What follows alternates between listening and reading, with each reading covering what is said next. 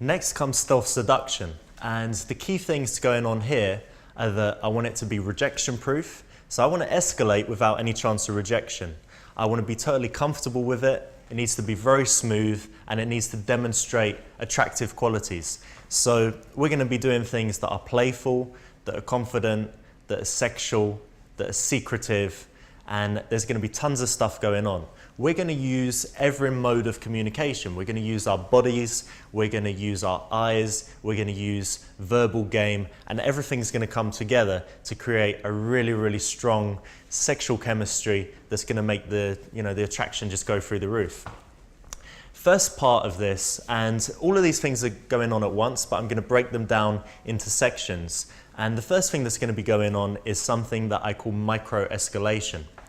If you think about traditional pickup ways of escalating, you will generally see that they say, start with a touch on the arm, and then, notice her nails or notice her hand, talk about palm reading, have an excuse to touch her hair, and basically to escalate maybe in a 5 or 6 step process.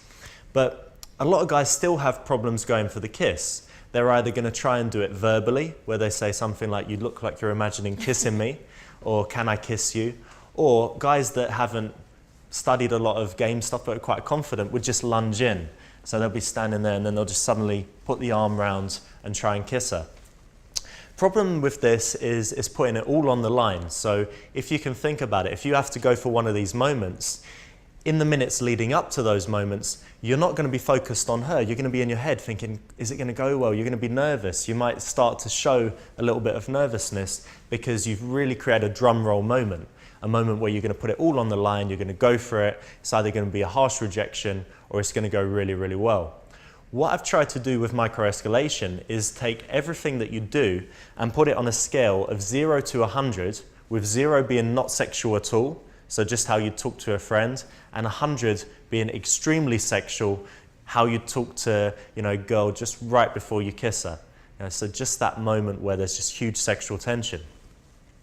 And instead of thinking of it in the traditional way, meaning you start to get a bit closer and you ask her something and then you go for the kiss, it's really the concept that you can have any of these tools lead into the kiss. So you could seduce her while she's talking, you could seduce her when no one's talking, you could seduce her when you're talking, you can seduce her verbally, non-verbally, in all these different ways.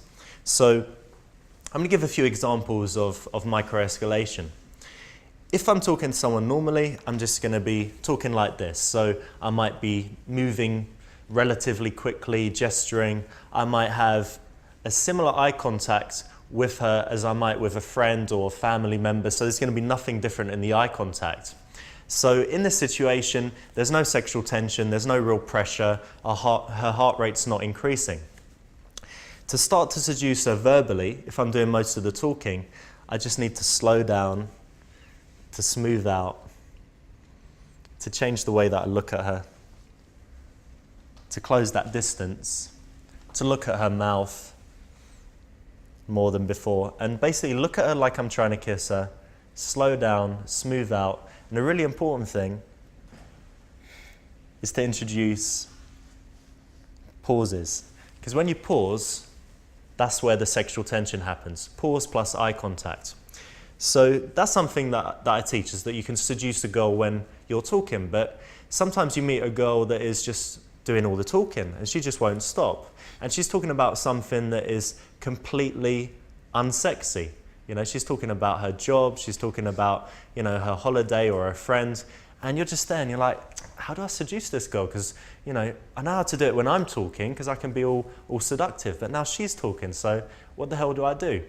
And again, you can still escalate when she's talking. So I don't know if you want to tell me about something. Yeah, my favourite track at the moment is... And that's a great response. If you can throw her off what she's saying and make her forget what she's saying and, go like that for a second, what's going on in that moment? She's feeling the sexual tension, she's feeling the pressure. You're coming across as really confident and cool, but you've done it in a way that's not a massive move. You've not lunged in. You've done nothing that she can say, whoa, what are you doing? All it is a subtle way that you're looking at her, and the obvious thing that you're not listening anymore.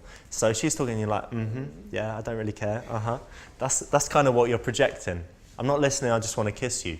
So if you've got a girl that just goes on and you're getting a bit bored, and maybe, a lot of girls, they're not so confident about kissing, or sexual tension. And she might feel nervous, and so she starts, just talking too much. A lot of people talk too much when they're nervous, and that's a way that you can deal with it. And that's the kind of response you're looking for. You want her to kind of get thrown off her stride and be like,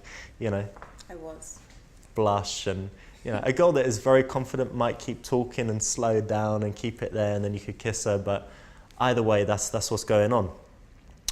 A lot of guys really kill the sexual tension another way. So in a noisy club, common thing I see when I watch guys is I see them talking in the girl's ear, and it all goes to hell when that happens. Reason is they'd be fine at this kind of range, they've got eye contact, but as soon as they start talking in the ear, they start, blah, blah, blah, blah, blah, like that, and the eye contact completely goes. When there's no eye contact at all, what's going on is she's free to look around the room. So there's no eye contact when I'm talking to her, no eye contact when she's talking to me, so she's looking around the room. In a busy nightclub, what's she doing? She's looking at people at the bar saying, oh, actually, I want a drink. She's looking at people dancing. Oh, I like this song too. I want to go and dance. She sees people going out to smoke. She's like, oh, yeah, I fancy a cigarette. She's looking around the room. She's noticing things. Maybe she sees someone she knows. So when you haven't got eye contact, you're massively increasing the chance that she's just going to leave. And you've also got no way of building sexual tension. So the first thing I try and do is anytime I'm talking in a girl's ear, I want to keep as much eye contact as possible. So I'm going in to talk in her ear, I'm getting close, but I'm keeping that eye contact. I'm listening to her, and I'm keeping that eye contact as well. That's a way to slightly increase things. But like I said, we can put everything on that 0 to 100 scale. So if I were just talking to a friend, I might be like this. I mean, yeah, blah, blah, blah. That would be fine. That's how you might talk to a guy. If you want to increase it slightly and be a bit more sexual, you put the arm round, you get a little bit closer. If you want to make it more sexual, your arm will go from being somewhere like this to being here when you talk in the ear. It's a very light touch, but it's in a more sexual place. If you want to dial it up a bit more, you're going to go and you're going to get closer. So you're going to talk, but your cheek's going to be touching, and there might be some brushing back. If you want to take it up even more, when you go to talk in the ear, it's going to be almost like you're going to go in and kiss her, and then you're going to go back, and then you're going to listen to her, and then you're going to talk in the other ear, and it's going to become quite sexual. If you want to take it up another notch, but already we're at the point that you wouldn't do this when you're talking to a friend. So it's a nice escalation, but it's done very, very smoothly. You're not going from doing this to then suddenly kissing her. You're going to get a sense for, whether she's interested or not. And it's going to be done so smoothly that she'll probably just keep saying yes and keep being cool with it.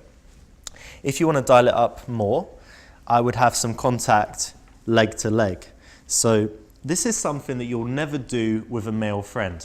You'll never be talking to a male friend and having your leg touch him. So it's a feeling that she'd only have with a guy that she was involved with. So I'll be talking to her, legs touching. I'll be putting the hands around the head when I talk. I'll be going back like this, and then I'll be talking in the other ear, and it's something that will create a lot of intimacy.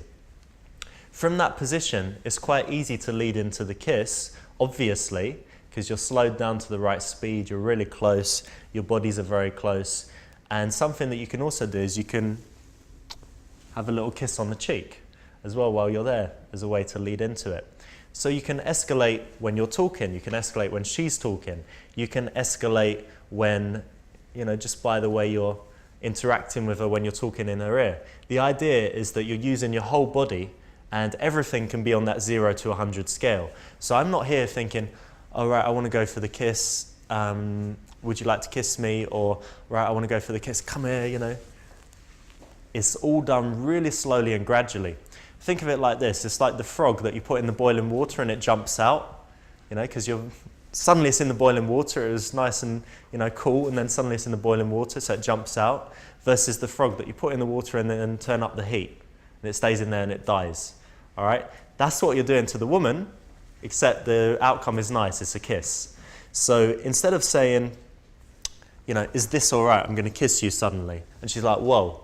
You're saying, is it all right if I just get a little bit closer? Is it all right if I put my hand here when I talk to you? Is it all right if I come a bit closer? And she's going to say yes to all of those because each increment is really, really small. So you can break it down into such smooth movements that she's just going to accept every part of it. But the cool thing is you don't have to take an hour. You can do it all within 30 seconds. So that entire sequence of talking in the ear, it could start like that. 10 seconds later, it could be a bit more intense. And within 30 seconds, you could get to the point where you can actually kiss her. Another little trick I'll use to increase the sexual tension and get into the position to go for the kiss, or at least really dial things up, is I might ask her a question and behave like this. I might say something like, what's your favourite food? Pizza. Pardon? Pizza. Pardon? Pizza. What was it? Pasta. Pizza. So I've done something very playful. I'm pretending I can't hear, and I'm using it as an excuse to get really, really close and intimate with her. Pardon? Like that. Pizza. Huh? What? You could hear me, pizza. Pasta. Oh yeah, I like pasta too. So that's what you're going to do. It's very, very playful, but you're going to get into a position where it's getting quite sexual. But she's going to be cool with it because it's not that serious kind of approach. Something quite nice to do as well is to combine two elements. So we've got micro-escalation, which I'm going to cover, which I've covered, and we've got multi-level communication, which I'm going to cover later. Multi-level communication is the idea that you're going to communicate one way verbally and one way physically. So you might be really boring and normal verbally and really sexual non-verbally. So I'm going to give a little example of how you can use this stuff in a covert way and really turn a girl on. So if you want to stand here and face me. I've used this a bunch of times in clubs and it works really well. And I know it works well because the girls remember it. So they'll meet me a month later and they'll be like, oh, do you remember that night? And I was like, no.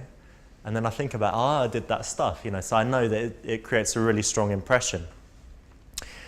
This combines a lot of the elements that I talked about. It's the playfulness, it's the secrecy, it's the confidence, it's doing things that other guys will never do, and it's creating a unique experience for the girl.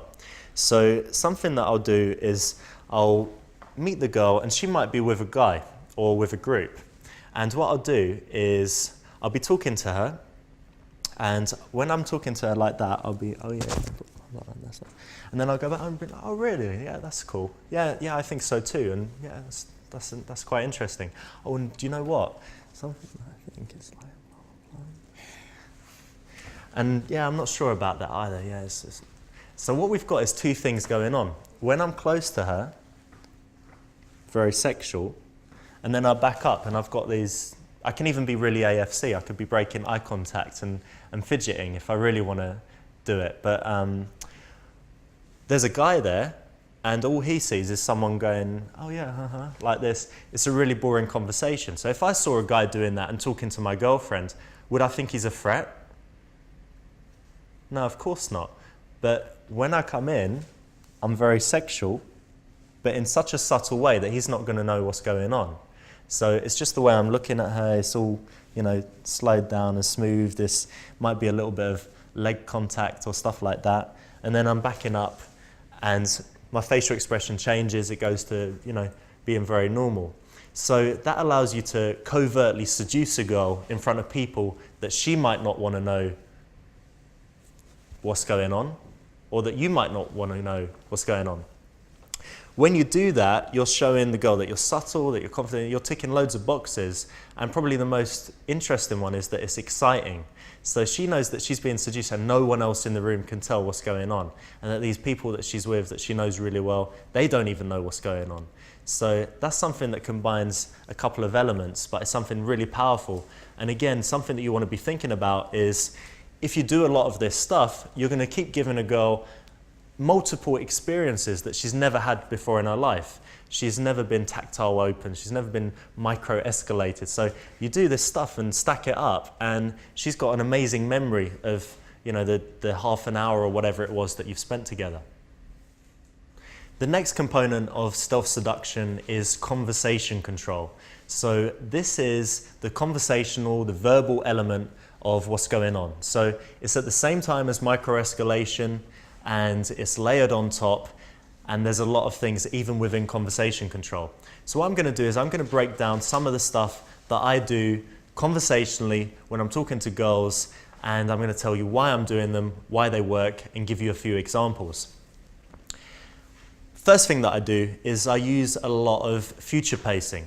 Anyone that's read a lot of pickup literature will know that one of the methods teaches that you should bounce a girl around lots of locations. That means you meet her in the bar and you don't just stand talking to her for 3 hours and then try and get her home. You move her around the club, you take her maybe to eat something, you take her to a few different venues, and what goes on is it seems like time's been longer than it actually has in her head. So because she's got memories with you in all these different places, it allows you to escalate faster. I might do that, but I would definitely do this. I use future pacing. So I try and find a lot of ways to get her thinking about future situations with me. And I actually find this better than bouncing around multiple locations, because it deals with one of the objections that she might have. She might be thinking, I like this guy, I want to sleep with him, but he might not want to see me again. So that's a common objection that a girl has to sex. So I'm talking to her and I'm trying to set up all of these things. I'm getting her to think about things we're going to do in future. And because of that, she's going to imagine that we've got, you know, a chance of seeing each other again, and we've got a relationship forming.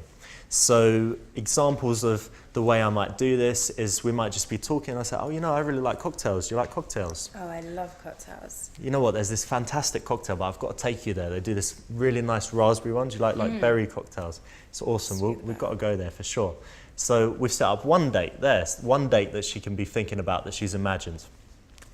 I could say,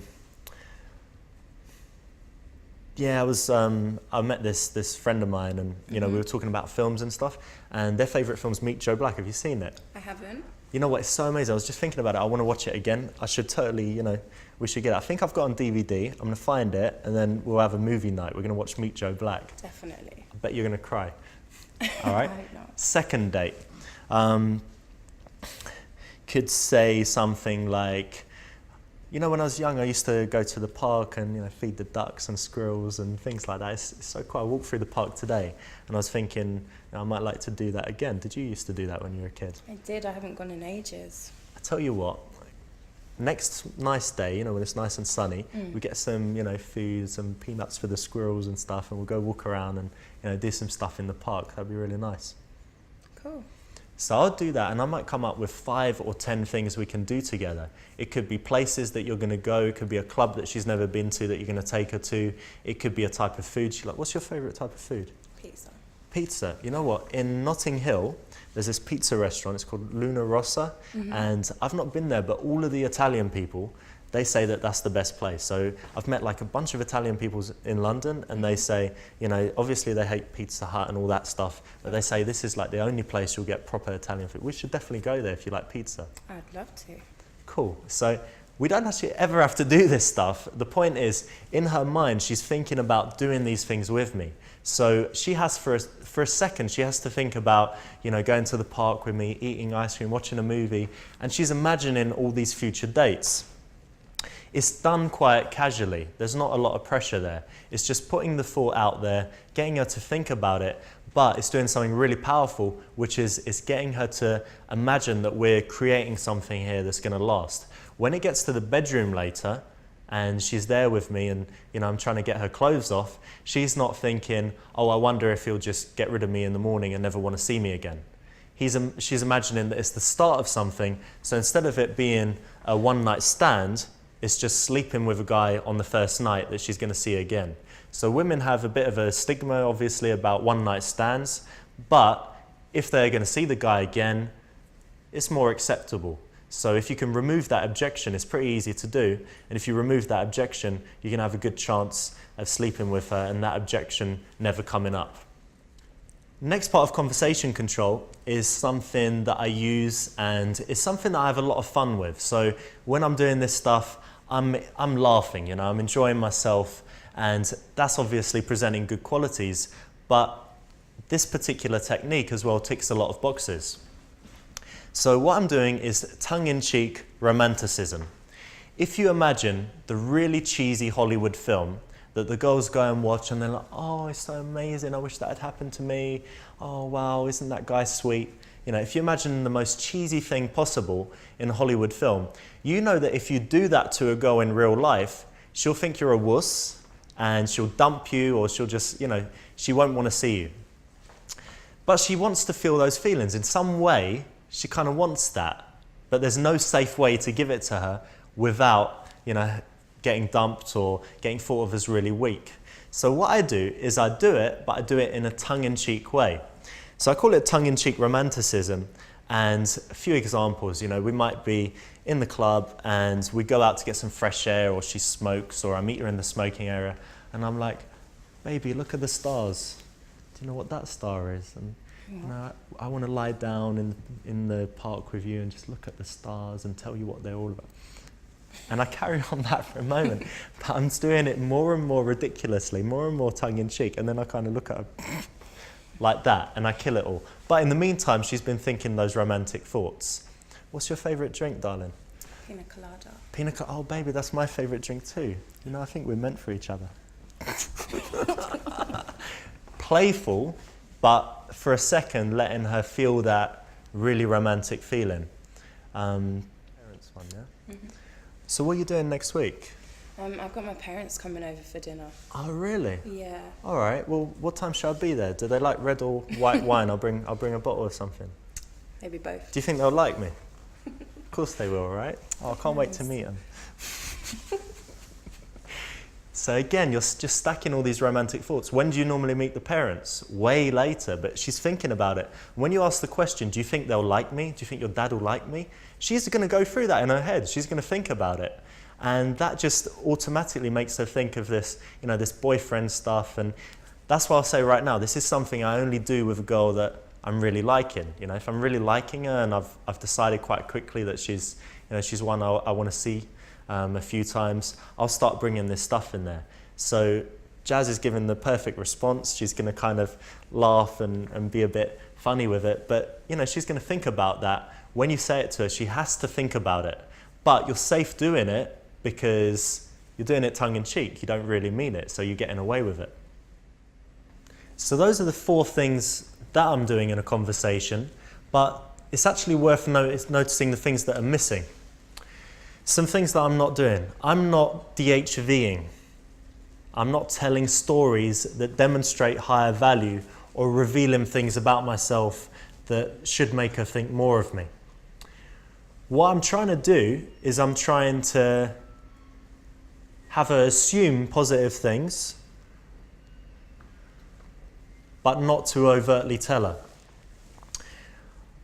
I feel that if you tell someone a DHV, if you tell someone you've got a nice car, if you tell someone how much money you earn, it's almost saying, it's validation seeking. It's saying, like me for this reason. No one likes to show off, and by not doing it at all, you can create a bit of mystery and also come across as quite humble when she does finally get the good information out of you. I have no verbal compliments. I'm not going to tell a girl she's beautiful. I'm not going to tell a girl she's sexy, she has nice eyes. I'm not going to say any of that. The reason that she maybe heard it all before, that applies to some compliments, but some real genuine compliments, maybe she hasn't heard it before. But what you're doing, when you tell a girl that she's beautiful or she's fantastic and telling her that, what you're doing is you're giving her all the power in the interaction. You're telling her, I like you, I hope you like me. By not mentioning anything verbally, you're not giving her that 100% certainty. She's always kept guessing. She's wondering if you think she's hot. She's wondering if you think she's interesting. because you're not telling her. That means she's going to put more work in. What I do though, is I show it non-verbally. I'll look at her like I find her sexy, like I want to kiss her. I'll be a gentleman. I'll do nice things. I'll open the door for her. I'll be polite. But the compliments won't be there at all until maybe when I get her into bed and she's naked. Or after I've slept with her. But generally not before. Something else that's missing is that I do not verbally escalate. I don't say, I want to kiss you. I don't want to say that I want to take him home. I'm not going to give him any sign verbally that things are moving forward. I'm going to escalate purely physically. A lot of guys want to talk dirty to a girl. A lot of guys want to bring out sexual subjects. A lot of guys want to ask permission to kiss. And I'm not going to do any of that. If I mention anything that's slightly sexual, it'll be done tongue-in-cheek.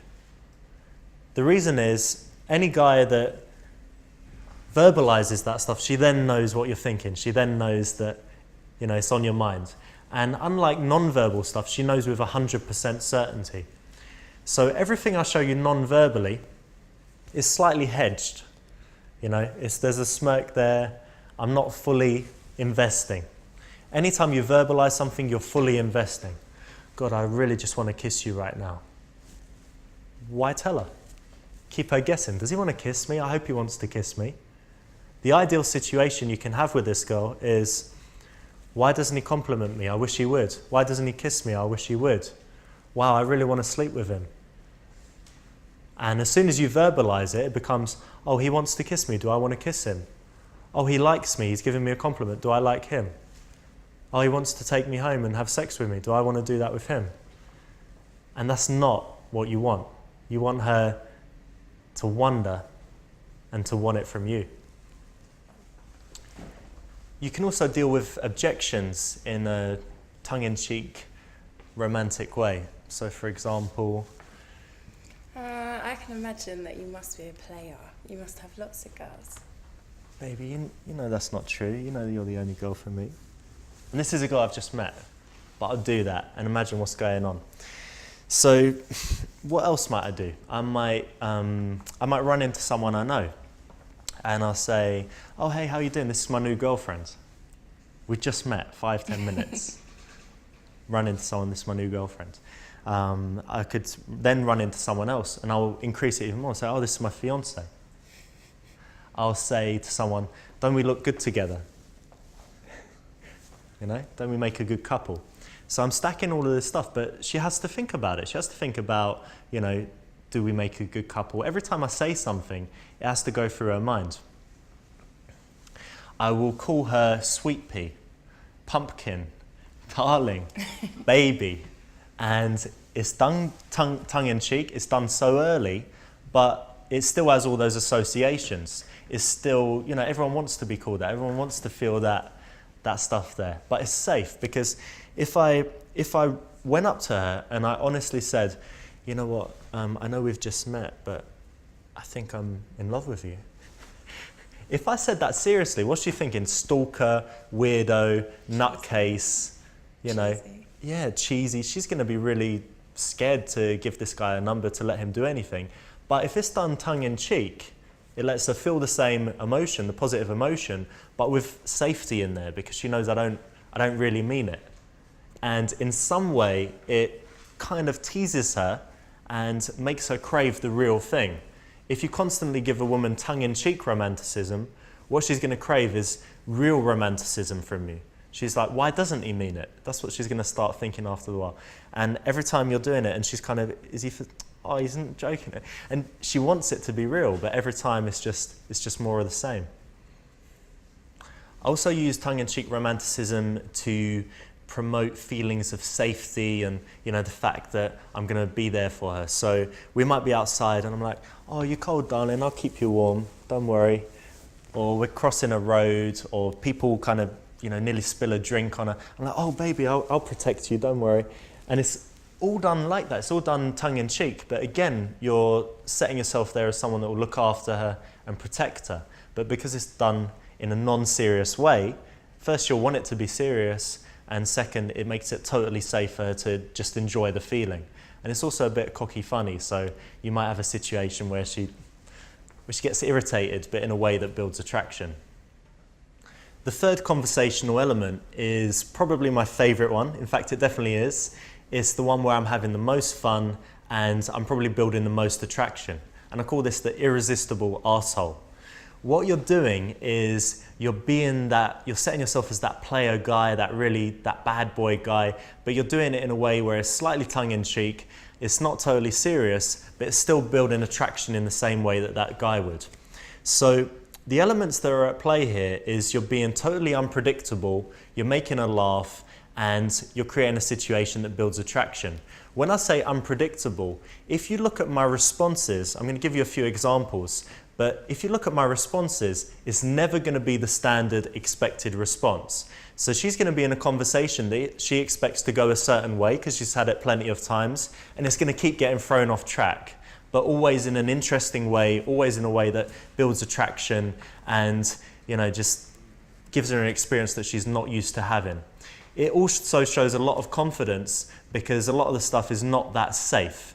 It's not the safe, easy way to play things. So by doing that, you're showing that you can take it or leave it. You're showing that you're funny, you're showing that you're interesting, that you've got a different way of thinking about things. And again, it's doing that really important thing, which is giving her a unique experience that she's not going to have with other guys. She's probably never had a conversation like this. So I'm going to give you a bunch of examples right now. So sometimes a girl's talking and you could do something like this. So did you like the film? What? What was your favourite part?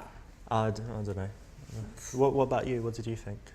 I love pretty much everything. What was your favourite part? What? Why are you not talking? Oh, sorry, I wasn't listening there. Sorry. I am a really good listener, usually. I really am. Sorry, I'm a really good listener. Sorry, carry on. Yes. Shut up.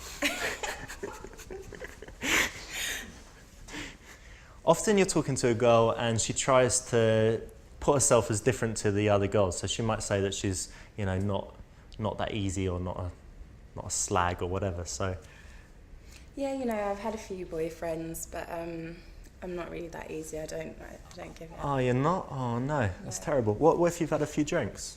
No. No? All right. So the traditional response would be good. But what you're saying is, oh no. So again, you're painting yourself as that player, the guy that just wants that easy lay. But because it's done tongue in cheek, she's not going to believe it. When you use a lot of this stuff on a girl, she might feel that she needs to raise her value. And the way girls often raise their value is they tell you something that you should be impressed with. So what might you say? Well, surprised or not, I've been training to become an architect. An architect? Yeah, really passionate about it. What's the point? Why don't you just quit and become a stripper?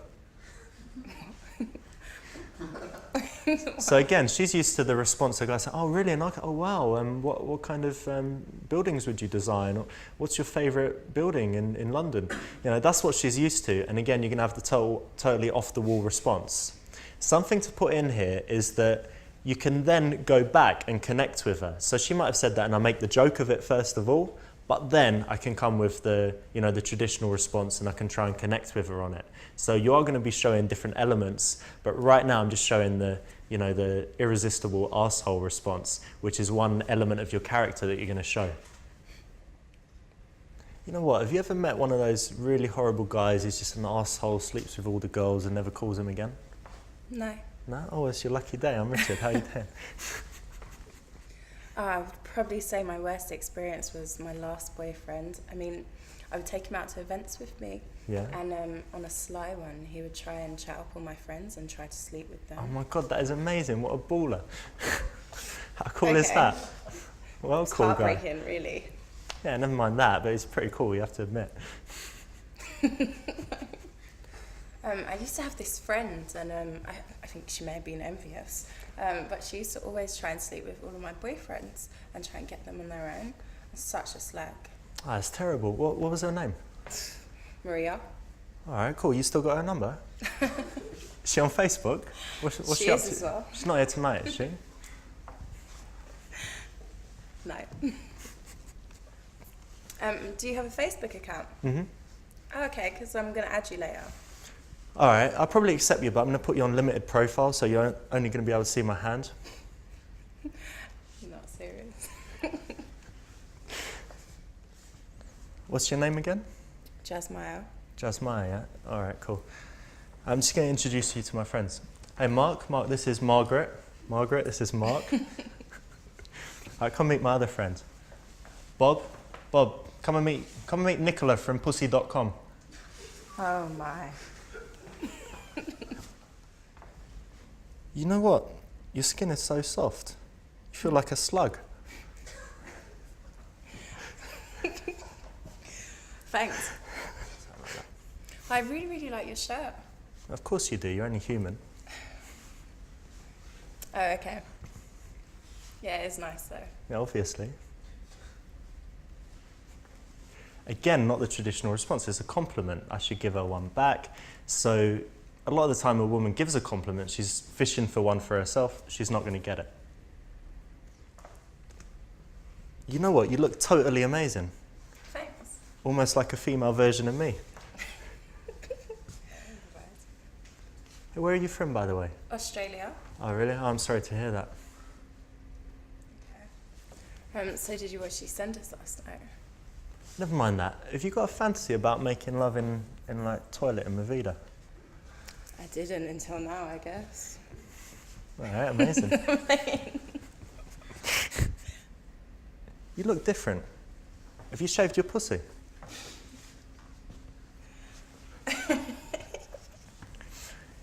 If you want to be a real irresistible arsehole, you might even do something like this. So you're going to kiss the girl. It's like kissing my mum.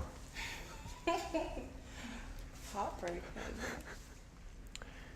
The fourth element at play in my conversations is one of honesty. So if you think about tongue-in-cheek romanticism and you think about the irresistible arsehole, what they are is they're deviations from what's expected, and they're also not serious. So if you did it solely, you might be seen as a guy that is just this, this guy that just can't be serious, can't get an honest answer, and you can't find anything out about, can't connect with. And that might be fine in some situations, but something nice to include would be honesty, and that's my fourth element. So the way it goes is like this. If she asks me a question, so she might ask me if there's other women, I could use, for example, the tongue-in-cheek romantic answer. I could say, oh, no, of course not, baby. You know you're the only girl for me. Like that. Tongue-in-cheek romantic, or you might be the irresistible arsehole, and you might say, yeah, of course, You might play it up, this week, well, I don't know. I might actually have to go at 3, I've got another girl coming around. You can really play up that arsehole element, but after a time you want to be honest. So the first response could be arsehole, tongue-in-cheek, basically evasive, but evasive in a way that adds attraction. But then the second response could be the real response. So if she's asked you about whether you're a player or not, you could give that response first, and then you're going to give an honest response where you say something like, you know what, honestly, I'm dating a few girls, but I am a guy that can be monogamous, and I really like having girlfriends. When I meet a girl that I like, I don't cheat on her, I treat her really well, but in the meantime, I'll be honest, and I'll say if I'm dating other girls, and everyone will always know the whole situation. So you'll say something like that, and she'll really feel it, she'll believe it. And it's because you're showing that you're not always just saying what she wants to hear. But if you keep being evasive the whole time, she wonders what you've got to hide. So at some point, it's nice to be honest. Another example might be where she says, when she said she was training to be an architect, and you were an irresistible arsehole about it, you could then back off and say, no, but seriously, I think that's really cool, actually. And then ask her a question about it and connect with it. What it means is that you're giving her, she never knows when it's going to come, but there's going to be some unpredictability. She's not going to be able to pin you down. But when it's something she cares about and something you want to connect with, or something you have a genuine opinion about, you can be honest about it. And that way you're ticking all of the boxes, and she's going to trust you, you're going to build that connection, but you're going to keep it interesting the whole time as well. So I think a lot of guys mess up when, the good example is when a girl asks, what do you do? And he says, I'm a mobile, portable cigarette lighter, disposable cigarette lighter repairman, or I'm an arse model, or whatever it is. He has these silly responses. And it all goes wrong when he wants to keep going down that, like, no, seriously, I am. I work at McDonald's, I was the employee of the month, and he keeps going down that track and he won't tell her the truth. The key thing is to only use that once as an attraction spike to make her think, oh, this guy can be funny, this guy is, interesting, but you don't want to get into the situation when she thinks you're evasive, she can't believe a word you say, and she doesn't trust you. So at some point, it's good to switch to honest. So I'll normally give one evasive response that builds attraction, and then one honest response that builds connection and trust. The third element of stealth seduction, along with micro-escalation and conversation control, is multi-level communication. This means that you're communicating on two different levels using your verbal and your non-verbal. So in most cases, your verbal is going to be pretty plain and your non-verbal is going to be sexual. The reason for doing this is quite interesting. A good way to think about it is that girls have a good girl part and a bad girl part. So you're talking to a girl, she likes you, and her bad girl part is saying, I want to kiss this guy, I want to go home with this guy, I enjoy sex, I haven't had sex for a few weeks, I'd like to sleep with this guy. That's what her bad girl part is saying. Her good girl part is saying, my friends are going to see, I shouldn't do this, I don't want to be too easy, I don't want to be a slag, that's what's going on. So you've got this conflict in her. Girls have tripwires that provoke a big reaction. So for example, you're talking to a girl, you lunge in for the kiss, whoa, what's going on? You go and touch the boobs, whoa, what's going on? And these are tripped when you start dialing up the sexual tension in an obvious way. And she feels that there's some point that she has to say no. She feels that there's, a guy talking to her, he's just going to keep going and escalating, and at some point she's going to have to say, whoa, stop, all right? Multi-level communication is a way of removing the no. What you're going to be doing is you're going to be talking to the good girl part and the bad girl part at the same time so that both are happy with the situation. I'm going to give you an example. So I might be talking to a girl and I might just be saying, oh yeah, so what are you doing tomorrow? Just going to be with the girls. Oh, that's interesting. What are you going to do with them? Just going to have a drink and stuff? Yeah, watch a movie. Oh, that's cool. What kind of movie do you normally like to watch? Chick flick. Chick flicks. Oh, that's cool. How's this verbal interaction? Very, very boring. But what's going on behind the scenes? If we reverse it and just replay it again. So what are you up to tomorrow? I'm with the girls tomorrow. Uh-huh. What are you up to? Watching a film. Oh, really? Just chilling. What kind of film do you normally watch with them? Girly chick flicks. Uh-huh. Oh, that's cool. What, like Hugh Grant and stuff? Oh, okay, cool. Yeah, I've seen a couple that I like. Generally, I don't like them, but sometimes I'm surprised. I watch one and I quite like it. It's always good. So what we've got going on is boring verbal conversation that doesn't provoke a no. But you've got the non-verbal going on that increases the sexual tension. What this means is you can escalate non-verbally more than you would if you did both together. So for example, if I was talking to her, I'm like, oh really? And I started touching her, she might be, whoa, you're moving too quickly.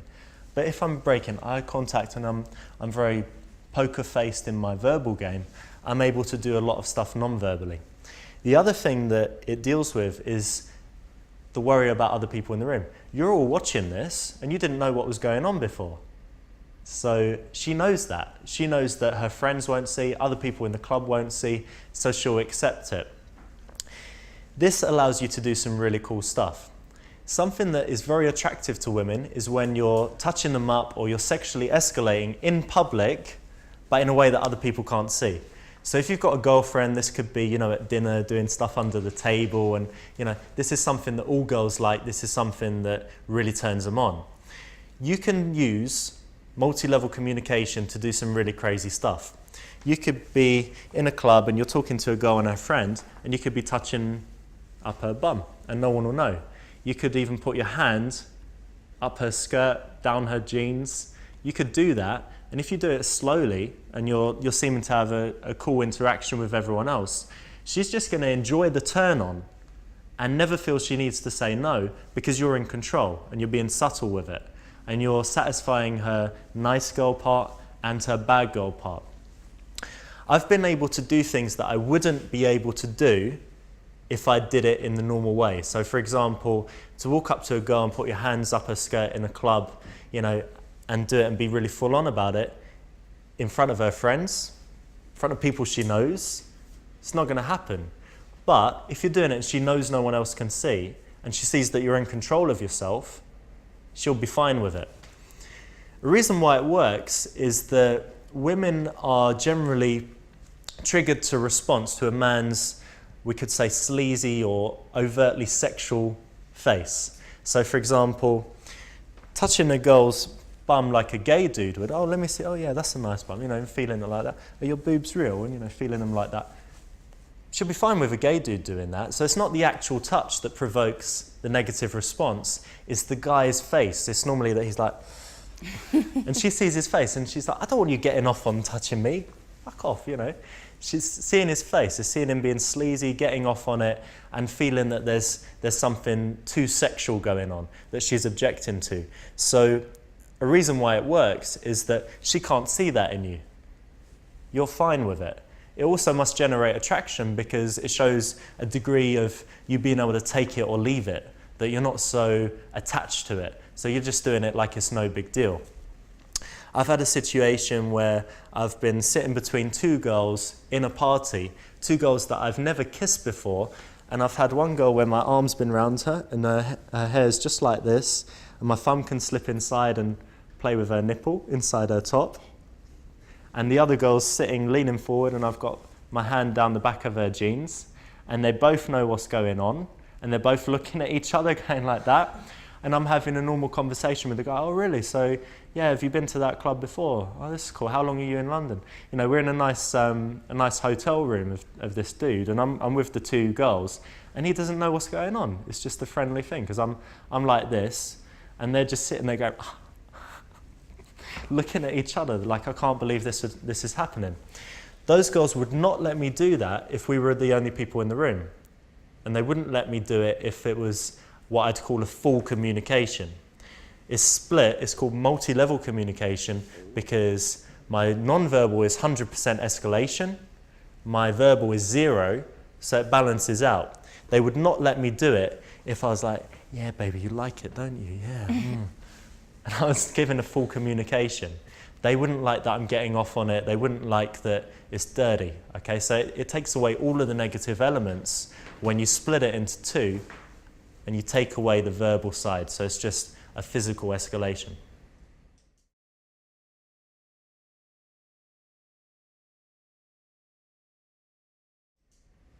The fourth step in the system is stealth arousal.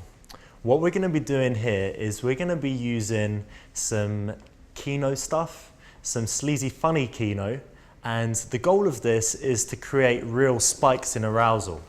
It's going to be the type of stuff that she's never had done to her before. So the key thing here is that you're going to do something very sexual and something that hasn't been done before, and that is employing the same elements that run throughout of playfulness, secrecy, and confidence. So a few examples. You might be talking to a girl and you want a way to touch her boobs. So you might have your drink and you're going to brush past, you're going to drink your drink. I'm brushing past with the back of my hand and also the arm, and there's quite a lot of contact there. So you can do it with the drink. You can do it, just as, you're touching your face or whatever. So you can do a lot of things to incidentally brush past. You can, do things like that. You can also be leading her and brush the boobs with the back of your arm. And just a little bit of movement makes the difference between an arm that is just there and an arm that is doing something. Probably what you want to happen is the first time you do it, she doesn't really notice, because women are used to their boobs touching things. If they brush past people in the club or, brush past a wall or whatever, it's not strange to have this happen. So first time you want it to be, oh, I'm not even noticing it. Second time you want it to think, is he doing that? What's going on there? And then the third time she might catch a look in your eye and she's like that. And in that moment her heart rate increases and she's like, her eyes widen, and you know you've got something there. You can also touch her in a more intimate place in a few different ways. So best way to do it is like this. If you look at the distance between her hand and this area, it's pretty close. Okay, so we might be in somewhere and we're going to go for a little walk. So we're going to go to the bar, we're going to go and dance or whatever. Let's go and dance. And my first touch misses. So I'm going in front to take the lead and I'm reaching back, but I'm touching here first and then I'm moving and getting the hand. All right, if she does look at me, I'm not getting off on it. That's key. I'm not going like that. That might provoke a bad response. I'm kind of like this. So it's ambiguous whether I'm just smiling generally or whether, I know what I'm doing. Either way, it's going to be cool. When you're in a club and you need to get close to her because it's noisy, you can often position yourself so that one leg is between her legs. And you can be talking to her and you can have a lot of incidental touch going on the inside of the thigh and slightly higher, just like this. Girls, when they're in the club, they either wear jeans or they wear a dress. And if they're wearing jeans, there's a few different things I want to do. And this is something, next thing I want to teach you is something that I've done 20, 30 times. It's tried and tested. And sometimes I'll do it to the same girl multiple times in a short space of time. I want to be quite close and I'm talking to her. And what I want to do is I want to have a hand somewhere around here and another hand high up on her arm, on her shoulder, something like that. I want to increase the pressure of my touch on her shoulder, and at the same time, with my left hand, I want to just undo the jeans. So what she's getting is a slight squeeze on the shoulder. It's drawing her attention there, and then she's not noticing that happen. So in 95% of cases, you're going to be able to undo that top button just by distracting her and doing it with one hand, and she won't even notice. The next step, if you want to take it a bit further, you go back to talking normally, and then you might distract her again. The next step is to lift up the zip, because when the zip is in the down position, it's locked, and when it's in the up position, it's free. So you want to lift up the zip without looking at it. So you'd be talking to her, and you're just going to lift up the zip, and then you might leave it again for a bit. Then you go back, and you might distract her again. You can actually undo the zip. All right, so you've actually got to a point where you can undo a girl's jeans and she won't even have noticed.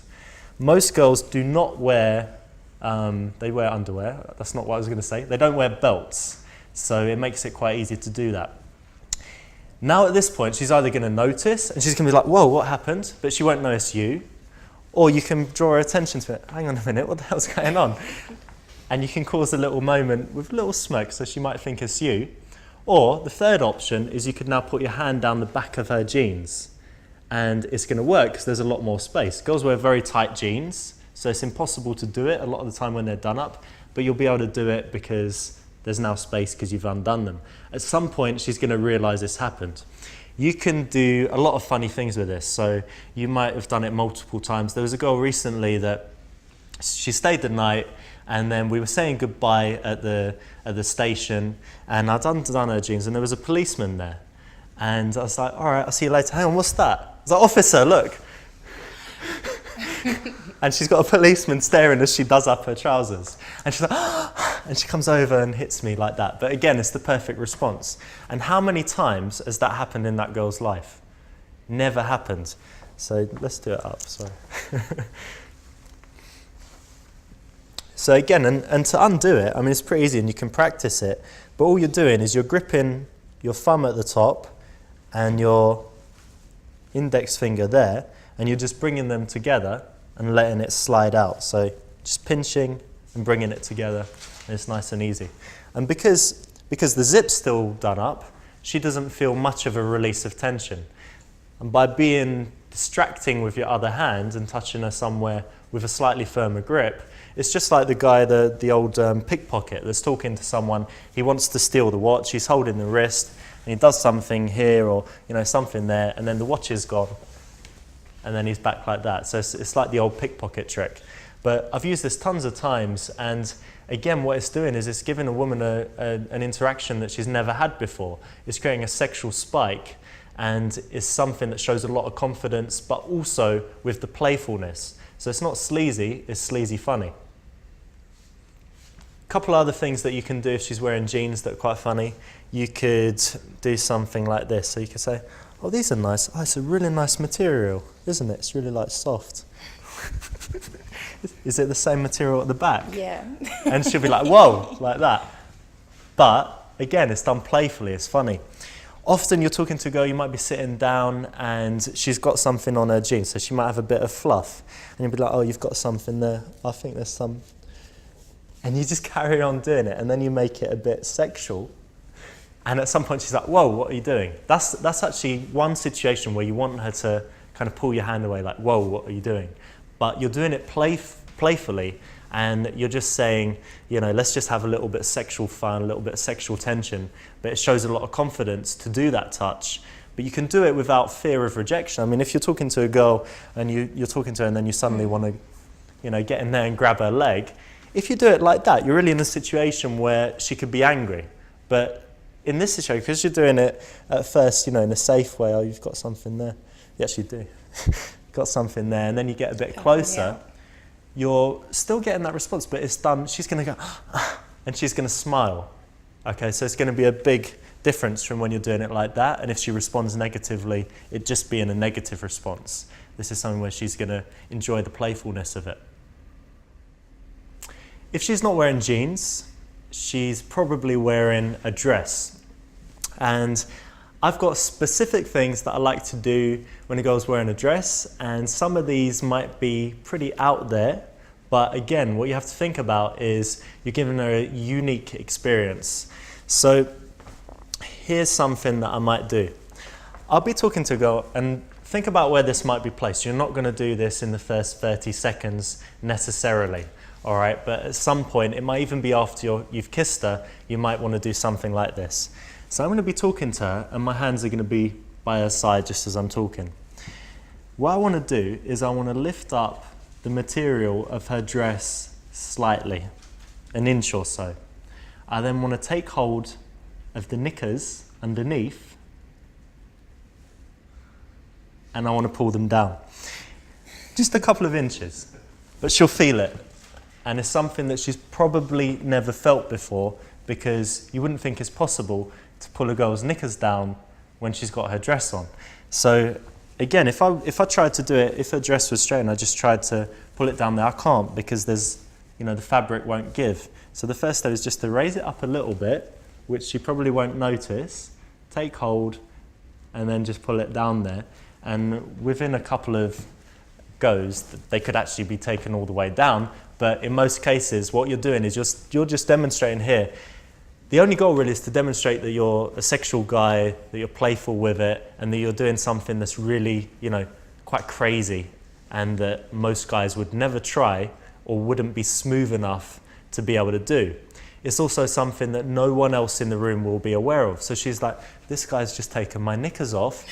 No one else knows about it. Oh my God, it's going to be a big turn on. You might want to do a little bit more than that. In this kind of area, so the inside of her leg, you've got the kind of triangle of her underwear. And if you can grab through the dress, that area, and just give it little tugs, what you're actually going to be doing is you're going to be stimulating her, again, without anyone seeing, without you having your hand in an obvious place, just from the side, but something that she'll really take note of. So I did this once, and people that are my Facebook friends, I put the message up there, I blanked out the name and everything, but it was from this girl, and she was saying, can't believe you pulled at my knickers. Can't believe you did that. You know, what are you up to? She wanted to meet me. If you think about, you know, a girl that goes out and she's in a club and she meets loads of different guys, what you're doing when you're doing stuff like this, you're just stacking the things that no other guy has done. You're showing sexual confidence, you're showing, you know, ingenuousness and, you know, that real difference, but also sexuality and confidence, but not sleaziness, because it's done playfully. You know, anytime you do this, my expression on my face is like that. When she catches me, I'm like, you know, I'm playful with it. So the worst you'll get is like that, you know. It's something that's going to work really, really well. Something else, I'm going to take it down a notch from there. Okay, so I'm going to teach some more, by comparison, mundane stuff, but still some really powerful things. A lot of the time, you know, a woman's standing there and she's got her arms by her side. And something I've come up with is something called the non-ambiguous touch. So ambiguity referring to whether it's a sexual touch or not. If you think about it, you could talk to a girl for half an hour, you could be touching her here, you could be putting your arm around her, hand on the back, you know, check out something here, and you could touch her a lot, but she might not get the idea that it's sexual. So she might, after half an hour, tell you she's got a boyfriend, or you might find out you've been wasting your time, or you might just not build enough sexual tension by doing that. There are a few touches that are really easy to execute, but will tell you very quickly if a girl is sexually interested. If I touch her here and she lets me, it doesn't tell me if she's sexually interested or not. So if I'm talking to her, my hand just touches her like this, my back of the hand against her back of the hand. So just so you can see, it's just going to be a little touch like that. So as we're talking, touching like this, she has a few different responses. She could reciprocate and start playing with my fingers, which is, you know, it's totally on if that happens. That means she's ready to be kissed, without a doubt. Second response is she's just comfortable with it. Again, a very good response. The worst response possible, think about this, the worst possible response is she does this. You know, I'm touching her like that, she's not comfortable with it. Oh, not a big deal at all. So again, when I talk about things being, you know, not having to worry about rejection, being totally confident, that's again something you can do with total confidence, because the worst that can happen is she just moves her hand away. And then you can back off, try some other stuff, and maybe try again later. Another non-ambiguous touch, and again, these all fall into the category where they're sexual, they're not a massive escalation, but they give you a very clear answer to whether she's sexually interested or not. Second one would be the leg touching. So anytime you're talking to her and you've got a leg touch, it feels quite sexual, doesn't it? A little bit, yeah. Yeah? So this is not how you'd touch a guy, this is not, you know, how you touch a girl that you're just not interested in, that you're just having a casual chat to. As soon as I start doing that and she's fine with it, it means she's sexually interested. If she's not, again, it's just a simple step away rather than a, what are you doing, you know, slap in the face moment. So you're getting a very clear answer, but with a very small escalation. Some other things I like to do if I'm in the club, I might be talking to a girl and I might be leaning against something and I'm talking to her, and that's a position that you see in a lot of pickup stuff. It's called, you know, being locked in, where she seems like she's gaming you. And something I like to do is I might have my hands by my side and I'll just take my leg and I'll bring her in. And it normally brings her close enough to kiss. So you often get the kiss. She's putting her weight on you because you're taking her off balance. And you're controlling her, but not in a really physically dominant way. You're only using your leg, not your hands. So for her, it could be quite a turn-on moment. But again, you're not really physically controlling her or anything that she could object to. And it's creating that little funny moment where she steps forward. So anytime I'm leaning back or sitting on something and she's in front of me, I'll do that. And you can either do it so she's completely stuck there, or you can do it so you've just dragged her in lightly and then she can back off.